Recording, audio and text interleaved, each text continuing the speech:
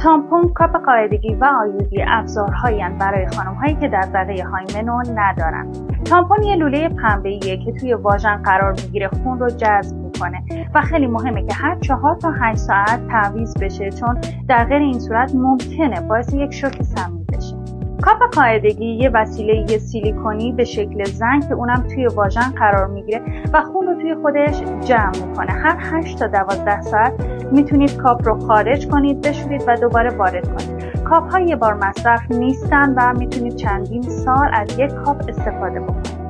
آیودی یه وسیله پیشگیری از بارداری هست، تی شکله و توی رحم قرار میگیره. 2 نوع هورمونی و غیر هورمونی داره. نوع هورمونی اون با آزاد کردن هورمون پروژسترون مخاط رحم رو تغییر میده و مانع از بارداری میشه و نوع غیر هورمونی اون از جنس مس هست و اون هم با تغییر محیط رحم مانع از بارداری میشه.